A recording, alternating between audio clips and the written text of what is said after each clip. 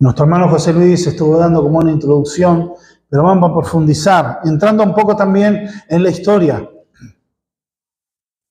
Este mes, recuerde que estamos honrando el nombre de nuestro Dios, conmemorando la Reforma, hecho que ocurrió el 31 de octubre de 1517, donde un monje agustino, profesor de la Universidad de Wittenberg en Alemania, un día popularmente se estableció que él clavó un papel en la puerta de la Catedral de Wittenberg, donde están las famosas 95 tesis, donde él empieza a protestar o comienza a contradecir el sistema donde en ese momento se estaba vendiendo el perdón de Dios.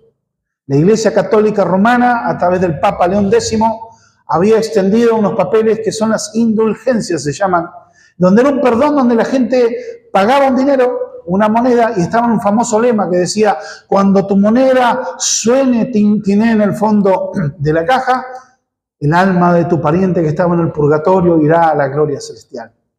Inclusive compraban perdón para las personas, indudablemente gente que decía: bueno, yo ya compro mi perdón por anticipación.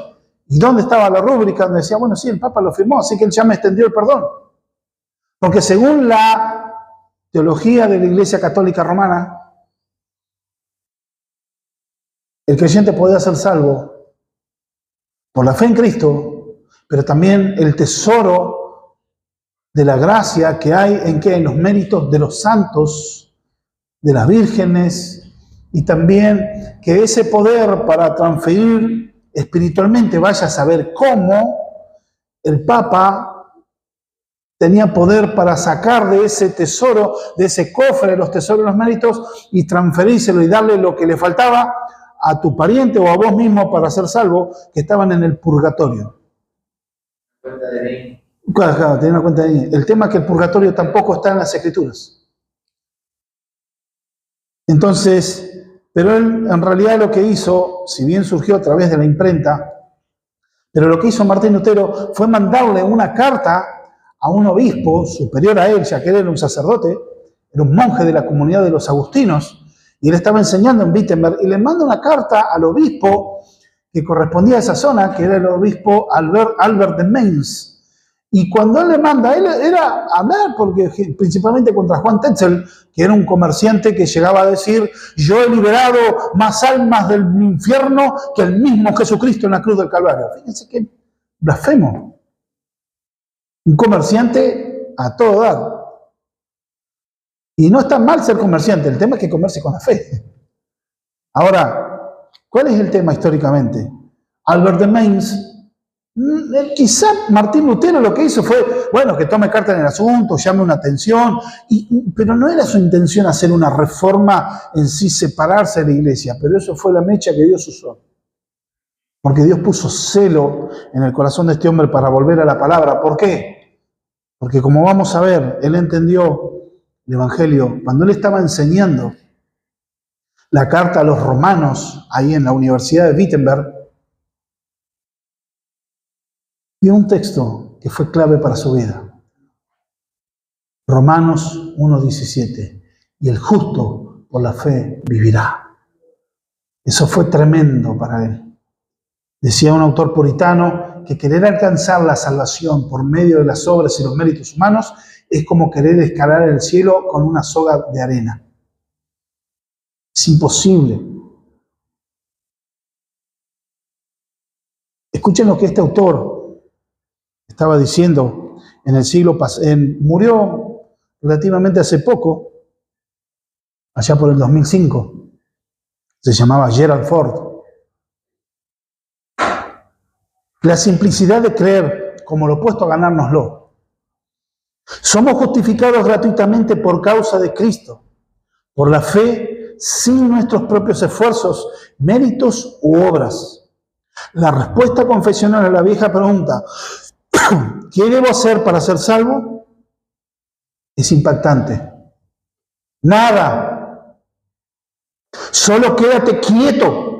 Cállate y escucha por una vez en tu vida lo que Dios Todopoderoso, Creador y Redentor, le está diciendo a su mundo y a ti en la muerte y resurrección del Hijo. Escucha y cree.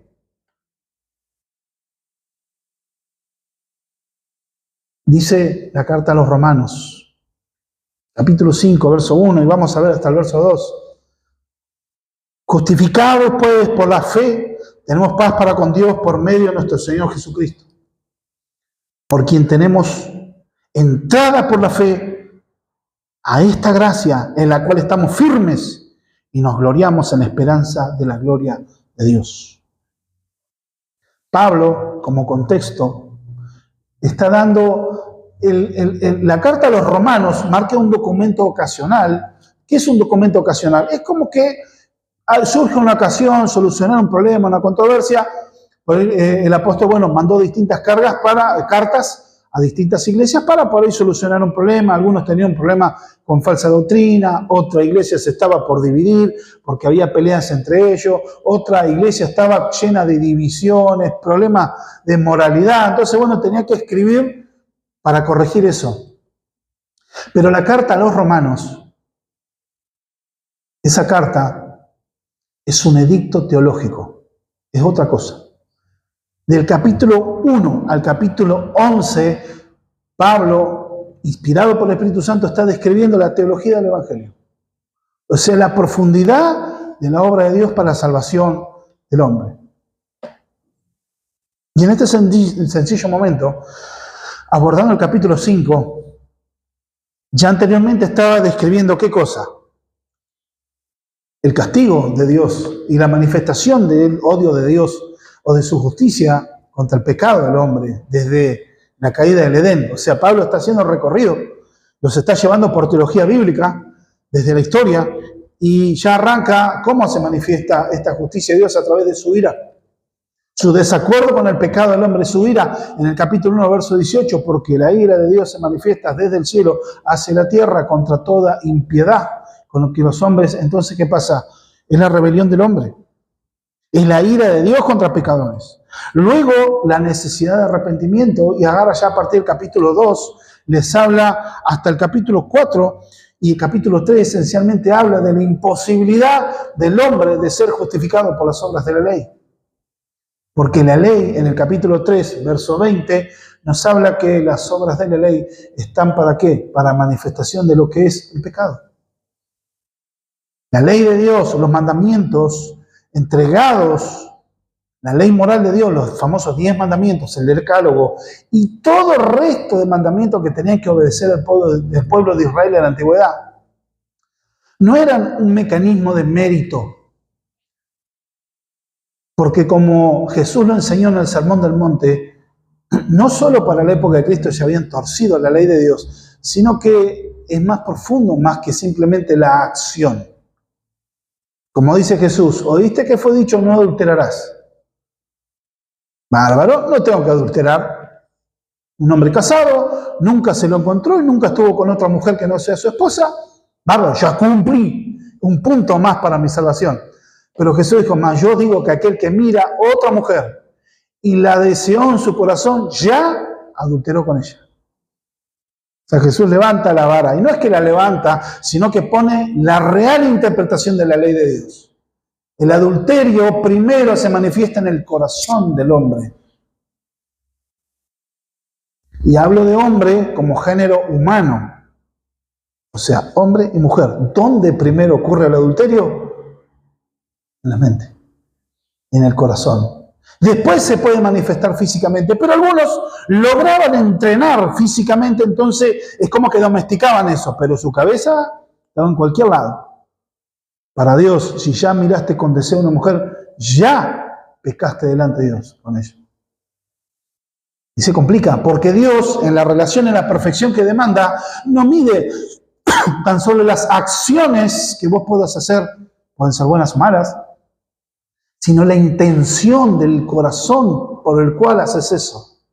Yo ayudo a los pobres porque yo quiero que los pobres estén bien, pero en realidad no es dar la gloria de Dios, sino es en realidad quizá que te mueva el orgullo de ser reconocido o reconocida por algo, de que todos se quieran sacar la selfie con vos porque vos ayudás, de darle un sentido de utilidad a tu vida buscando la aprobación de los demás. Pero nada de eso repercute en que quieras traer gloria al nombre de Dios. Ya en el Antiguo Testamento Dios decía, lo mejor de vuestras obras son trapos sucios. ¡Wow! ¡Qué lapidario! Por eso Dios desde el Antiguo Pacto estaba mostrando su gracia desde el Edén. Ya estaba Cristo ahí profetizado. Y en el capítulo 4 no solo muestra el pecado, la necesidad de arrepentimiento, sino el camino. Ya el capítulo 4 va mostrando que la salvación es por gracia. Y el camino para encontrar relación y salvación con Dios es a través de la cruz. Esa gracia divina expresada y solamente confiar genuinamente en Él posibilita la reconciliación con el Creador. Dios nos reconcilió consigo mismo por medio de Cristo. Por eso vemos en el capítulo 1a, pude separar el sermón, la declaración legal, 1b y 2a, los beneficios de la salvación y la esperanza bien fundada, 2b. Justificados, nos dice la palabra. Esto es una declaración legal, algo que ya está hecho, es decir, nada que agregar. Este es como un resultado. Decir justificado ya es cosa juzgada, ya está resuelto. Este es conocido históricamente como el principio material de la reforma. Pero ¿por qué esta declaración? Digo, ¿qué sería la justificación? ¿Qué sería esto? Dice Wayne Grudem, 1 es un acto legal instantáneo de parte de Dios mediante el cual declara que todos nuestros pecados son perdonados y que la justicia de Cristo nos pertenece. Y 2, nos declara justos ante sus ojos. Por eso habla de justificados pues por la fe. Pablo ese pues está hablando, en la traducción está hablando por la fe. Es el medio por el cual nosotros podemos ser declarados justos. Esto es algo que Dios se lo reveló, la iglesia lo vivía, pero después la iglesia se fue transformando, lamentablemente, y en Roma comenzó a recibir una infusión de paganismo y comenzó a mezclarse con la política y se convirtió de la Roma imperial, se transfirió a la iglesia imperial. El Papa tenía una figura de rey, de hecho hoy el Papa es una figura de Estado, es como el presidente del Vaticano, es un estadista, además del líder religioso. Pero la iglesia medieval se había contaminado de una manera terrible y habían agregado un montón de cosas. Se convirtió en una fe sacramental. Vos tenés que cumplir estos sacramentos. ¿Cómo obtener la salvación? Era por medio del bautismo infantil, que eso te limpia del pecado original. En la Biblia no tiene ningún contexto de eso. Porque la Biblia dice, el que creyere y fuere bautizado, ese será salvo. Y una persona, una criatura recién nacido de 1 año, ¿qué raciocinio va a tener? No tiene validez. Y esta respuesta, por ejemplo, ya por el año 1646 en Westminster está un catecismo, una enseñanza. Catecismo viene de enseñanza. Y la enseñanza reformada decía, la justificación es un acto de libre gracia de Dios para con los pecadores, el cual Él perdona todos los pecados, acepta y considera a sus personas justas ante sus ojos, no por algo obrado por ellos o hecho por ellos, sino solamente por la perfecta obediencia y la plena satisfacción de Cristo, por Dios imputada a ellos y recibida solamente por fe. Vemos lo que es imputación, por eso hablamos en su lenguaje legal. ¿Por qué? Porque entendemos, hermanos, que sin lugar a dudas, esta es una gran doctrina maravillosa y que habla de la seguridad de la salvación de los creyentes. ¿Y dónde debe estar fundada la seguridad de los creyentes? Bueno, ya en el contexto inmediato que vemos, el capítulo 5, versos 24 y 25 del capítulo 4, o sea, de donde leímos 2 versículos para atrás, sino también con respecto a nosotros, a quienes ha de ser contada esto, a los que creemos en el que levantó de los muertos a Jesús, Señor nuestro, el cual fue entregado por nuestras transgresiones y resucitado para nuestra justificación. Está hablando de Cristo. Él fue entregado por nuestra desobediencia, pero fue resucitado para que nosotros fuéramos declarados justos delante de Dios. Esto atestigua el objeto. ¿Qué es el objeto de la fe? Dice, porque justificados pues por la fe. Pero no es la fe en la fe. Como cantaba Palito Ortega, yo tengo fe que todo cambiará. No, hay que tener fe. Y sí, no habla de una confianza ciega o en un ente impersonal. Hay un objeto determinado sobre el cual se debe tener fe, y eso es Cristo, que es el autor de nuestra salvación.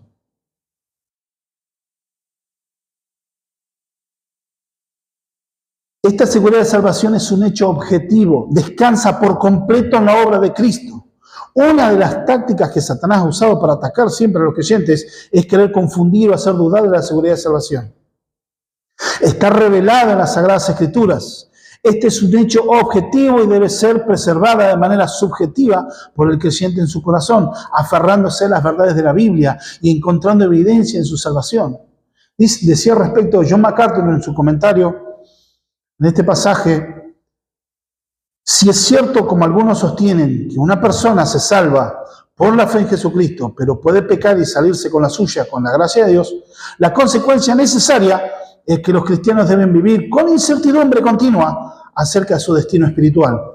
Porque aquellos que recibieron sobre la base de la obra de Dios deben mantenerse sobre la base de sus propias obras. Hace 2 días estaba viendo la respuesta de un sacerdote de la Iglesia Ortodoxa. Los ortodoxos que son en la parte oriental de Europa, lo que quedó derivado de lo que en su momento, cuando cayó el Imperio Romano Oriental, cuya capital era Constantinopla, lo que hoy es la capital de Turquía. Hoy es Estambul, pero originalmente era la ciudad de Constantinopla, y ahí quedó el liderazgo de la iglesia, y era la Iglesia Católica Ortodoxa, que ellos, por ejemplo, le preguntan, un hermano le hizo una entrevista a un sacerdote y le dijo: ¿pero vos estás seguro de que sos salvo? Y la respuesta ya empezó con evasivas. Y mirá, te lo voy a poner de esta manera: yo no sé nadar, pero puedo aprender a nadar. Entonces estoy dispuesto, estoy preparado para ser salvo, pero todavía no sé, o sea, en definitiva, no sé si soy salvo o no. Pero algo como decía nuestro hermano José Luis, leyendo la Biblia, la Escritura inspirada y revelada de Dios, nos da certeza que estamos justificados por la fe. Y tenemos paz para con Dios. Entonces debemos comprender, hermanos, que tanto rito, tanto sacramento, entonces lleva a una percepción humanista de Dios y de creer, y por eso el Evangelio es casi anti-intuitivo. Porque algo intuitivo, normal, que tiene todo ser humano, ¿qué es? Algo tengo que hacer para ganarlo. De hecho, Roma ofrece una respuesta. Decía lo siguiente: para que una persona sea declarada justa por Dios, primero debe ser hecha justa por Dios. Para Roma, la justificación significa ser hecho justo. En esencia, la doctrina romana de la justificación incluye la idea de santificación y renovación. El fundamento de la justificación, la base sobre la cual se hace esta declaración de justicia es, por lo tanto, una justicia infusa. ¿Qué es infusa? Algo infundido, algo que te es trasladado a vos, que te ponen como una infusión. ¿Cómo hacemos para hacer un té? Agua hirviendo y se pone el saquito de té. Eso se denomina una infusión. Y eso es esa manera de que esa justicia nos es infundada a nosotros, pero tiene que ser, en este sentido, es una gracia que se infunde o se derrama en nuestras almas. Si una persona coopera con esta gracia infusa, se renueva y se santifica.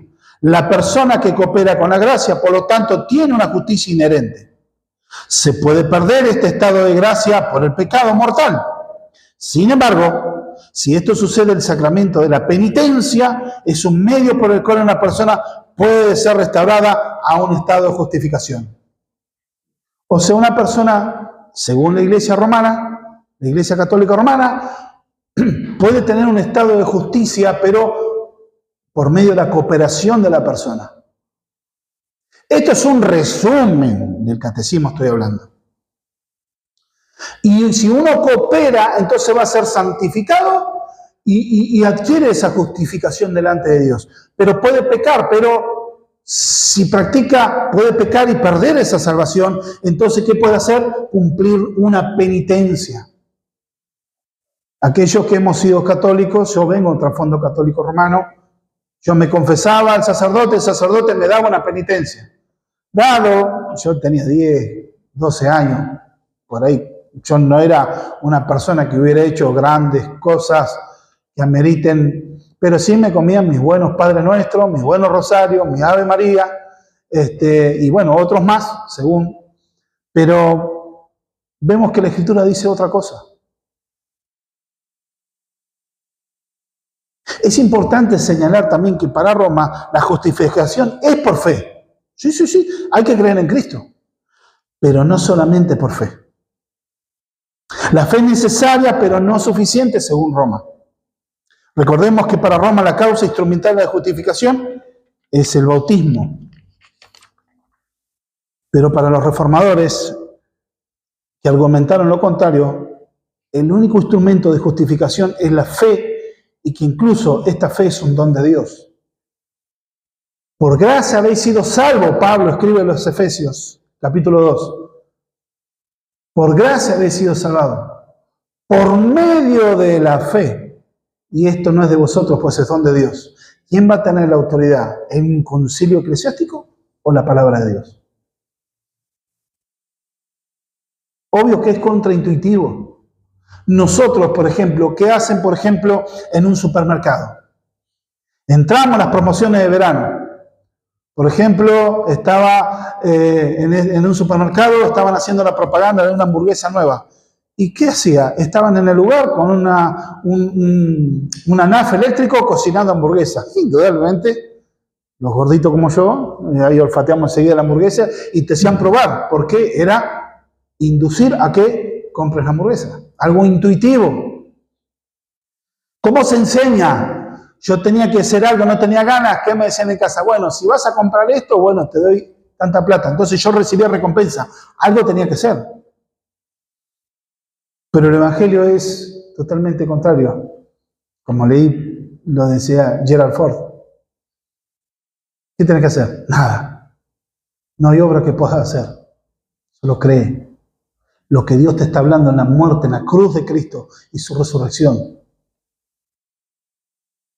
Entonces, ¿qué es la justificación? ¿Cuál es la base?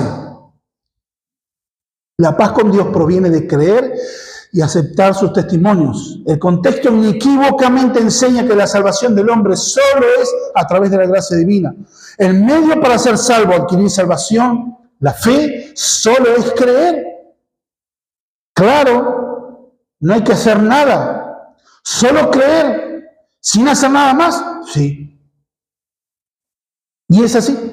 Por eso el Evangelio rompe los paradigmas. La ley en el Antiguo Testamento señala la imposibilidad de salvarse por la obediencia a través de los mandamientos. ¿Qué es lo que hace la ley de Dios? Únicamente te está guiando a mostrarte que no puedes salvarte, pero te está mostrando a un Salvador, a Cristo. Por eso la carta a los Gálatas, Pablo le dice, la ley es nuestro ayo que nos guía a Cristo.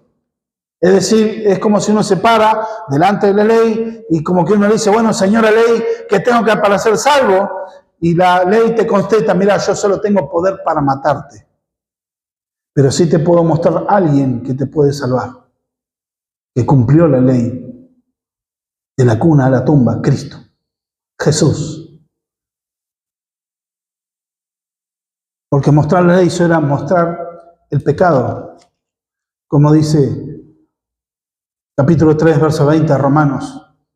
Ya que por las obras de la ley, ningún ser humano puede ser justificado delante de él. Porque por medio de la ley es el conocimiento del pecado. Y la carta a los Gálatas, capítulo 3, verso 10, dice, si alguno quiere justificarse por las obras de la ley, será bendecido. Se gana todo el cielo a su favor. Entonces vamos a ver cómo se salvaban los Gálatas. Cómo Pablo le dice a personas que eran judaizantes, que querían volver a las prácticas de obedecer la ley. Gálatas capítulo 3, verso 10. Porque todo lo que dependen de las obras de la ley están bajo maldición, pues está escrito, maldito todo aquel que no permaneciere en todas las cosas escritas en el libro de la ley para hacerlas. Otro texto habla de que aquel que infringe un solo mandamiento se hace culpable de todos. La exigencia es perfección. No existe tal cosa como pecado venial o pecado mortal. Mentirita blanca y mentira. El pecado es pecado. Una sola desobediencia, perdiste todos los puntos. Por más que hayas tenido un handicap, hablando en lenguaje de golf, un handicap que tenías ahí, venías re bien. Pero te enojaste contra tu hermano. Tuviste resentimiento. Ya se te cuenta como pecado. ¿Oíste que fue hecho? No matarás. Mas yo digo que alguno que se enoja contra tu hermano ya pecó delante de Dios. Cristo lo dijo. Ay, qué mala onda. No, Jesús está mostrando la real imposibilidad del hombre para mostrarnos la gracia.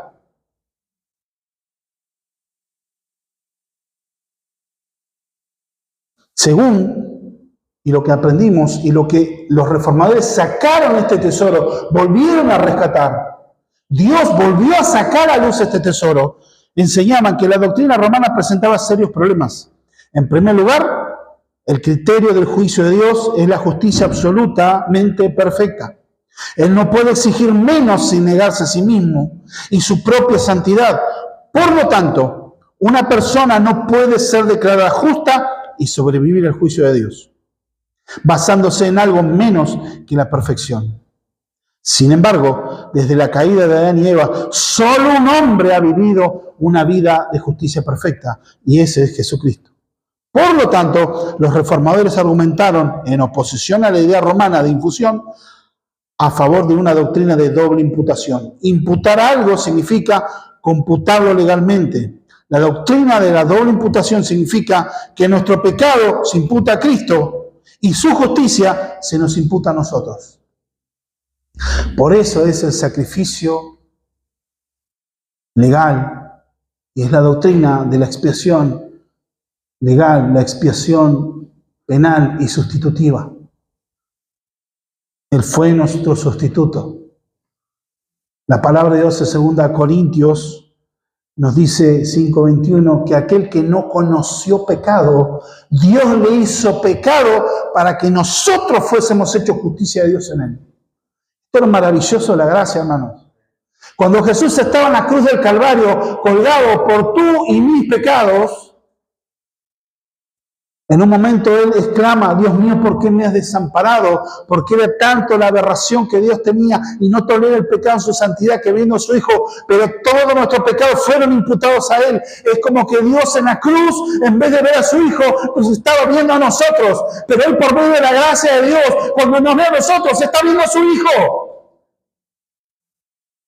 Por supuesto que esto rompe la cabeza.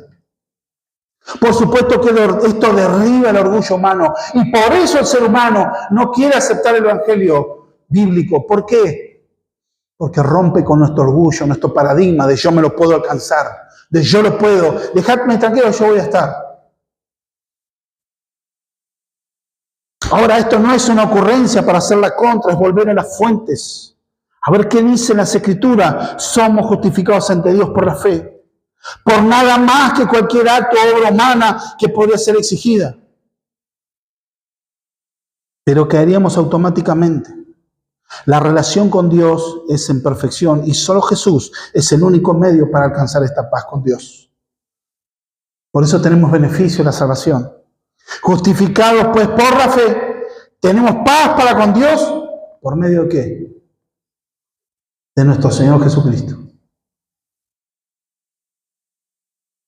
Hermanos, entendamos que hay un solo mediador entre Dios y los hombres, Jesucristo hombre. No hay santos, no hay vírgenes, ninguno. Será puesto Roma sacando una doctrina nueva, que en términos históricos esto es de anteayer, porque allá por 1854 sacaron la doctrina de la Asunción de María, como que ella no murió, sino que ascendió al cielo, como si fuera Elías. En la Biblia no hay ningún testimonio de eso. En realidad María murió, está en el reposo de todos los santos. Me refiero a los santos, todos los hijos de Dios, los creyentes que han creído por todas las épocas, esperando la gloriosa venida de Cristo, esperando la manifestación gloriosa de Cristo. Está en el cielo. Ahora entendamos, hermanos, que ni ella, ni ningún santo está oyendo nuestra oración. Ningún santo, y ella se dio la categoría inclusive de corredentora con Cristo. O sea, es alguien que salva y que sigue teniendo autoridad sobre Cristo. Entendamos de que María era un ser humano igual que nosotros, necesitada de perdón de sus pecados. La gracia de Dios fue la que la escogió para que ella fuera portadora de Dios, del Verbo eterno y nacería Jesús.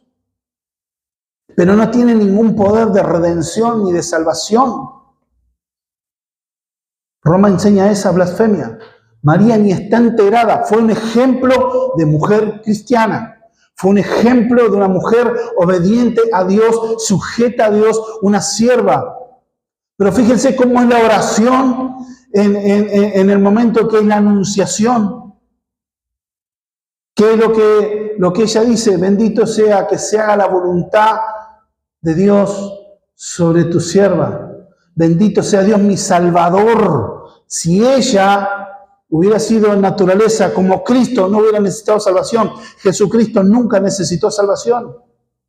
No es igual a naturaleza. Cristo es un ser que nació, Jesús, la naturaleza humana de Dios, pero el Verbo siempre fue eterno. Uno en esencia con Dios. María fue creada, nació de un matrimonio de una forma natural como cualquiera de nosotros. Pero era una humana pecadora igual que nosotros, necesitada de salvación.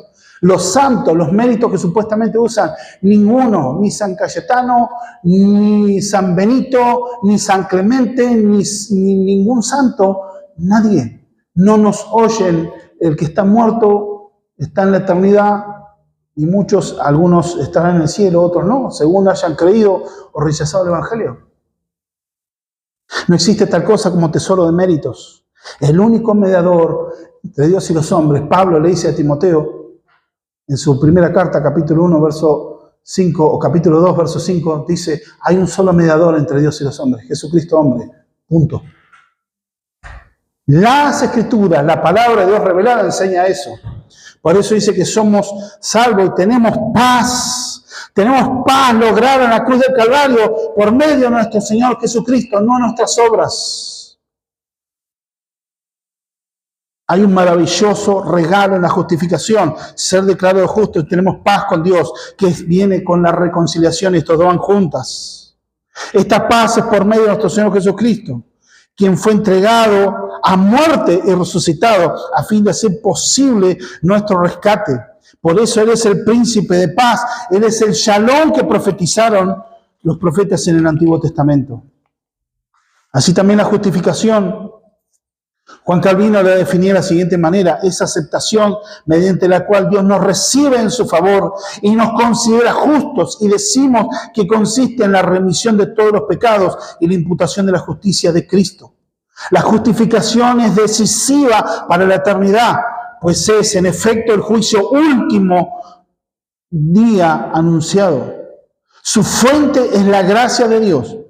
Su iniciativa en amor libre y soberano, y su fundamento es el mérito y la santificación, es decir, la muerte obediente de Cristo, el Hijo encarnado de Dios, quien cargó con todos nuestros pecados. Por eso tenemos este gran beneficio de tener paz con Dios. La batalla terminó. La ira de Dios que estaba sobre el ser humano es quitada. Juan, en el contexto del Juan 3:16, en el capítulo 3 de Juan, pero en el verso 36, termina diciendo lo siguiente sobre la fe y por qué es necesaria y es decisiva poner la fe en el Salvador. El que cree en el Hijo tiene vida eterna.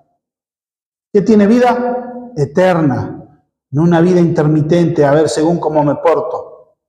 La salvación, aquel que ha sido salvado, la salvación no se pierde. Tiene vida eterna, pero el que rehúsa creer en el Hijo no verá la vida, sino que la ira de Dios es tiempo presente, continuo. La ira de Dios está sobre él, o sea, la ira de Dios está sobre la persona que rechaza el Evangelio, que no cree en Cristo y que no se somete a Cristo. En la traducción acá que tenemos habla de creer. Pero cuando habla la palabra creer en el griego, cuando dice aquel que se rehúsa a creer y la ira de Dios está sobre él, en esa palabra es obedecer. Cuando uno cree en Cristo, se somete a Cristo. Se somete a Jesús, no solo como Salvador, sino como el Señor de tu vida. Desde la antigüedad los profetas hablaron y hoy tenemos acceso a esta gracia. Esto es habitualmente el gratuito e inmerecido favor de Dios, su inmerecido, incondicional y no solicitado amor. Porque acá dice que tenemos paz para con Dios por medio de nuestro Señor Jesucristo, por quien también tenemos entrada por la fe a esta gracia en la cual estamos firmes, por quien tenemos entrada. De tenemos entrada es la imagen de alguien, no que tiene disposición de entrar, sino a alguien que es introducido. Como alguien que, bueno, venía acá, entra acá. No estamos hablando de que una persona, como algunos dicen, naturalmente el ser humano está dispuesto y tiene que estar predispuesto para la salvación y va a colaborar con la salvación. Roma enseña eso, la Biblia no. La Biblia dice que estamos muertos en delito y pecado. Por eso Efesios capítulo 2, verso 1 dice, Él os dio vidamente juntamente con Cristo, cuando estaban muertos en sus delitos y pecados, andando conforme a los rudimentos de este mundo, siendo hijos de la ira, gobernados por el príncipe de este mundo, gobernados por la corriente que es enemiga de Dios, la corriente, la filosofía de la sociedad. Vivíamos naturalmente de esa manera, existíamos, pero no había vida espiritual, no nos interesaba Dios. Podíamos ser muy religiosos, pero es dentro del orden que alguien que obtiene una entrada es introducido, no de alguien que tiene una iniciativa. Por eso es un inmerecido y no solicitado amor. Porque muchos quieren y buscan amor y buscan llenarse de amor en distintas cosas, pero en definitiva es el reflejo de amor a sí mismo. Buscan su propia satisfacción, pero no entendiendo de que buscando el amor de Cristo, que este amor tan solo te es revelado por medio de Cristo, es el amor que te puede satisfacer enteramente. No hay nada más satisfactorio y hermoso que Cristo. Pero la forma de disfrutar el amor de Cristo es a través de su amor, es a través del arrepentimiento y la fe, y de tan solo confiar en Él, en lo que Él hizo. Y dice que estamos firmes. Esto es que la justificación no es intermitente, sino continua y segura. La comunión con Dios es permanente, no es una audiencia esporádica con el rey, es una residencia en palacio. Entendamos que la seguridad, esta persona tantos años tuvo, inclusive fue predicador y mirá a esta hermana cómo servía al Señor y hoy se apartó y no está más. Es que en realidad está mostrando que nunca fue salvo. Porque la Escritura habla y enseña enfáticamente que la salvación es eterna. Y Dios es el que nos preserva y el que nos guarda. Por eso tenemos esta esperanza bien fundada, como continuamos leyendo acá, que esta gracia estamos firmes y nos gloriamos en la esperanza de la gloria de Dios. Como esta paz y reconciliación son obra de Dios, es imposible que ésta se pierda. Y lo que espera el creyente es la glorificación, a estar con su Señor. Esta salvación ya está efectuada por Cristo en el pasado, en su muerte y su resurrección, haciendo la paz con Dios. Y todo lo que confían en Él es también el fruto de su continua intercesión. Acompáñenme a la carta a los Hebreos. Carta a los Hebreos, capítulo 7.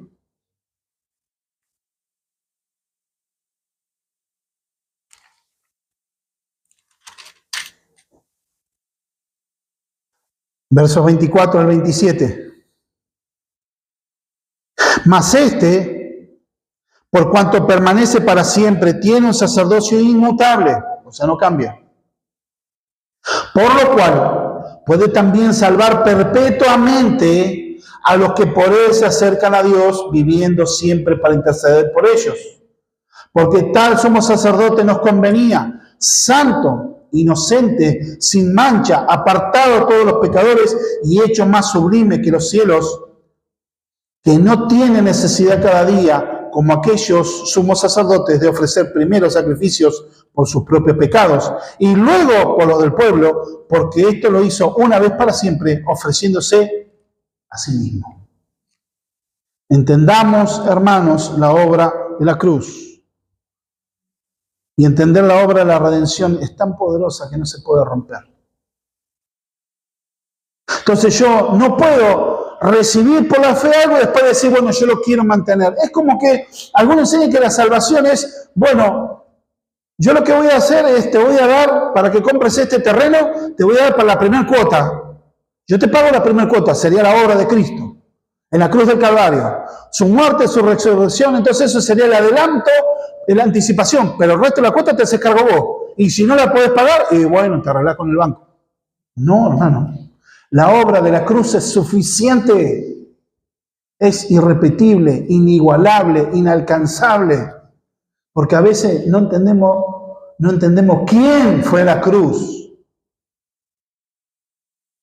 El ser divino, inocente, limpio, puro, sin pecado. Por eso dice la Biblia que nosotros tenemos un sumo sacerdote, no tenemos un sumo sacerdote que no se pueda compadecer de nosotros, sino que fue tentado en todo según nuestra naturaleza, pero sin pecado. Pero entendamos, no tan solo porque vivió su vida perfecta, no era un ser humano común, era verdadero hombre, pero también verdadero Dios. Tenía esas dos naturalezas, era Dios hecho carne en la cruz. A veces no dimensionamos aquel que tuvo igual a hacer a Dios como cosa que aferrarse, sino que se humilló a sí mismo y se hizo hombre. Y estando en la condición de hombre se hizo siervo y fue obediente hasta la muerte y la muerte de cruz, por lo cual Dios le exaltó hasta lo sumo. Fue porque es una obra de salvación que solamente la podía hacer Él. Y cuando Él dice consumado es, Evangelio de Juan 19:30, la palabra griega es está todo pagado. Consumado es, está todo hecho. Es un idioma contable. La palabra griega, tetelestai, que quiere decir está todo pagado. No se agrega más nada. Y dice aquí el Señor encomendó su espíritu al Padre y expiró. Es por eso que en cualquier situación, por adversa que sea, siempre damos gracias al Señor. Y en nuestra gloria, Cristo murió por mí, me salvó, tengo nueva vida, nueva identidad, nueva patria. No me gobiernan las circunstancias, sino la gloria venidera que no tiene comparación con esta breve tormenta que puedo pasar. Detrás de las nubes negras de la tormenta, detrás del despiadado ataque diabólico, detrás de las luchas que Dios permite para que busque a Dios, para formar a Cristo en nosotros. Esta es la esperanza gloriosa, es la misma con la que Pablo enfrentó la espada, en la que trajo serenidad a Esteban cuando lo estaban apedreando, que es la misma que muchos de nuestros hermanos enfrentaron en la historia a resistir la tentación, a huir del pecado. También la esperanza es el perdón de aquel que se ha caído, sabiendo que en Cristo hay gracia, hay perdón, hay restauración. Podrás sentirte hoy en derrota, pero en Cristo Él te ha hecho más que vencedor por su fuerza. Él ya ganó la guerra. Por eso nos esperan batallas, pero ya ganamos. Y si caíste, volvé a los pies del Señor en arrepentimiento y fe y podés volver a comenzar, porque Dios te ama. Te amó en Cristo. ¿Qué nos aplica esto, hermanos? La doctrina de la justificación por la fe es la base sobre la cual la iglesia se sostiene o cae, decía Martín Lutero. ¿Crees firmemente estas buenas noticias? Esto es el Evangelio. Puede ocurrir que a veces luches en tu mente y en tu corazón con la seguridad de salvación, pero es tu alma la que debe anclarse en la palabra de Dios. Muchas veces el cristiano peca. Sí, peca. Pero ¿qué es lo que marca la diferencia? Aquel que peca y no le importa y sigue deleitándose, o tiene un momento de una tristeza, pero tristeza no porque ofendió a Dios, sino una tristeza porque lo encontraron mandándose una macana. Esa es la tristeza según el mundo, es remordimiento. Pero la tristeza que pone Dios es esa tristeza que lleva a arrepentirte delante de Dios y volver a restaurar esa comunión mediante el arrepentimiento. La idea es que uno está en el barco, pero se cae en el barco, no fuera del barco. Esa es la idea de la salvación, hermanos. Pero yo me siento así porque pequé. Bueno, la seguridad de la salvación te va a llevar a santidad y cada vez vas a detestar más el pecado que te lleva a ofender a tu Señor y buscar más y amar más la santidad de Dios. Y déjame decirte que a medida que vayas creciendo espiritualmente, más pecador te vas a sentir, pero más vas a buscar la gracia de Dios. Cito la frase de unos puritanos que decía: por cada mirada que des a tu pecado, 10 veces tenés que voltear a mirar a Cristo. Seguí luchando con tu pecado hasta matarlo, pero en el poder de Dios. Pero no porque te determina si te perdés o te salvás, sino porque ofende a tu Dios y que querés tener comunión con tu Señor. No te movilice el miedo. Sí, en definitiva es el temor reverente a Dios. Pero Dios te ha salvado. Y esa salvación depende de la obra de la cruz. Ahora, si vos estás pecando y nada te importa, todo bien, ya la fiesta está pagada, cuidado. Te hablo de parte de Dios como si fuera el apóstol Pablo cuando le habla a los corintios. Examinaos pues si estás en la verdad. Fíjate si realmente hay fruto en tu vida de nuevo nacimiento. Porque por ahí te estás autoengañando. Y no te autoengañes. No te vas a salvar porque tengas un ministerio, porque servís a Dios o porque te das tu sentido de utilidad, porque te portás bien. ¿Has creído en Cristo como tu Señor y tu Salvador? ¿Te has arrepentido de tus pecados y has rendido tu vida a Cristo? ¿Sos conocido por Él?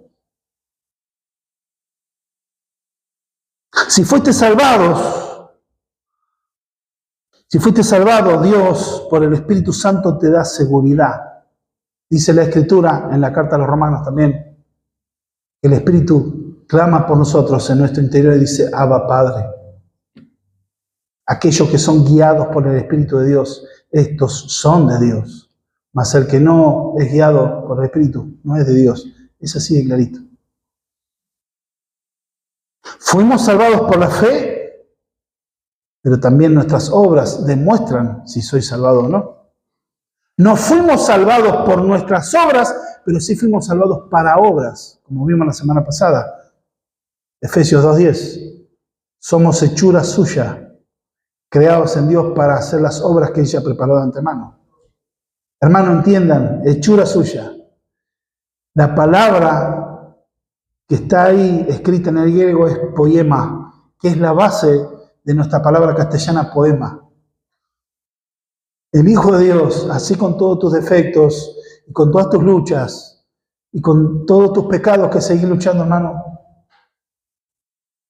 sos una obra de arte de Dios. Dios te ve como una obra de arte, como un poema. Pero yo, es porque te ve a través del Hijo. Te ve a través del Hijo, que Él se entregó asumiendo tu y mi culpa, para que vos puedas ser salvado mediante la fe, no por un sacramento. No por cumplir un rito, no por cumplir una penitencia. Eso es menospreciar la obra de la cruz. Es creer y confiar solamente en Él.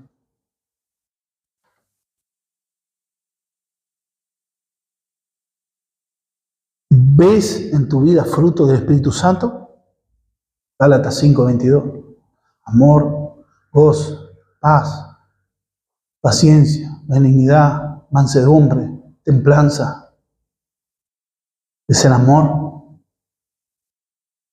o no? Cada uno debe estar por ahí madurando y teniendo, pero si no hay nada de esto, hoy te digo, hoy no dejes la oportunidad de arrepentirte. No te van a salvar años que hayas venido a la iglesia. Como dice un dicho, si naciste en un garage, eso no te convierte en un automóvil. La única manera es venir a Cristo en fe, arrepentido, y creer en lo que hizo en la cruz del Calvario para perdonarte. Esta es la seguridad que Dios rescató en ese movimiento que fue la reforma, que era volver a las fuentes, como decía el latín, volver ad fontes. Sé la voz del Evangelio de la Gracia. Predica la salvación solo por creer. Este es el mensaje apostólico, el mensaje de Dios, que Dios te salvó y lo que te queda es transmitir este mensaje. Hermanos, entender de que el favor de Dios está disponible. Solo ven en arrepentimiento y fe. Entender si queremos salvaguardar esta fe, debemos enseñarla. Lutero decía que los cristianos en sí mismos son pecadores que nunca cumplen plenamente la exigencia de la ley. No obstante, son justos porque creen en Cristo, cuya justicia los cubre y se les imputa. Sobre la base, a pesar de todas las deficiencias de que somos conscientes, los creyentes pueden estar seguros de la salvación eterna y regocijarse en la esperanza de la gloria de Dios. Y esto dijeron los reformadores, es lo que significa conocer a Cristo. Porque no lo conocemos, por mucho que sepamos acerca de Él, hasta que lo veamos como Cristo, decía en latín pro nobis, o sea, por nosotros, muriendo, resucitando y reinando por nosotros como nuestro amable Salvador. Decía Wayne Grudem, y con esto termino, si vamos a salvaguardar la verdad del Evangelio para futuras generaciones, debemos entender la verdad de la justificación. Incluso hoy, una comprensión correcta de la justificación es la línea que divide el evangelio bíblico de la salvación por fe y todos los evangelios falsos basados en la salvación por obras. Hermanos, que puedas tener confianza. Y esta es una de las columnas, a manera figurada, de la doctrina de la Reforma surgidas en el siglo XVI. Que son la base de nuestra doctrina. Y los que son miembros o van a ser miembros de la iglesia deben sostener estas mismas verdades. Solo fe. O como decía en latín, sola fide. Es una de nuestras columnas de fe en esta nuestra congregación, que somos reformados. Porque seguimos. No tan solo es una conexión con el pasado, sino una perspectiva de ser predicando y gozándonos en las glorias del Evangelio que está revelado en las Santas Escrituras. No invención de hombres, no invención de nadie, sino en Cristo, revelado en la Escritura. Que pueda traer descanso a tu alma esta doctrina maravillosa. Oramos. Padre, te damos gracias por tu misericordia. Porque ya el fruto de haber sido salvado, ser justificado, declarados justos, se quita el peso, Señor, del pecado de nuestro corazón, de nuestra alma. Así, Señor, como decía John Bunyan en el Progreso del Peregrino, cuando venía pecador y se presentó a los pies de la cruz, en un momento conoció al Salvador y el peso de su carga fue quitado y fue libre. Así también el ser declarados justos mediante creer en la obra de Cristo ha traído libertad. Señor, como decía, Señor Dios mío, Señor Martín Lutero, de la cautividad babilónica de la falsa religión. Confiar solamente en tu obra poderosa y eso nos trae nada más y nada menos que puede ser nuestro destino eterno, Señor. un destino que puede ser decidido, Señor Dios mío. Padre, oramos en el nombre de Jesús. Que tú fortalezcas las mentes y los corazones y las conciencias, Señor Dios mío, que sean libres. No como ese sacerdote ortodoxo que todavía estaba su mente cautiva en obras muertas, a ver si cumplía las leyes y los mandamientos y ver, Señor Dios mío, que si en algún momento Dios decidiría o se vería si sería salvo. La realidad de tu palabra nos dice que ya somos salvos por haber creído en Cristo. Y esa es la gran y maravillosa noticia, porque tenemos una nueva nacionalidad, porque somos ciudadanos del reino de los cielos. Tenemos una nueva patria, es la patria celestial. Tenemos una nueva identidad. Antes éramos pecadores, hoy somos hijos, coherederos con Cristo de la gloria divina. Somos, Señor, miembros de esa nación santa, de ese real sacerdocio, de ese linaje escogido, de ese pueblo adquirido por Dios por derecho propio en la obra de Cristo, para predicar la virtud de aquel que nos llamó de las tinieblas a su luz admirable. Señor, que fortalezca a mis hermanos, que este es el ancla a su alma en la lucha contra el pecado, peleando por la santificación día a día. Pero esta santificación como producto de haber sido salvado, de haber sido declarado justo, Señor, delante del tribunal, Señor. Qué maravilloso, Señor, porque en un tribunal corrupto, a la medianoche, en un tribunal lleno de falsedades, intrigas, el inocente fue declarado culpable y reo de muerte, para que delante del santo tribunal del Dios viviente, muchos culpables puedan ser declarados justos. Gracias, Señor. Te bendecimos, Señor. Bendice a tu iglesia, que podemos estar anclados en estas verdades y predicarlas con pasión, Señor. Pero pasión por Cristo, pasión por las almas. Te lo pido, Señor, te lo ruego en el bendito nombre de Jesús. Amén.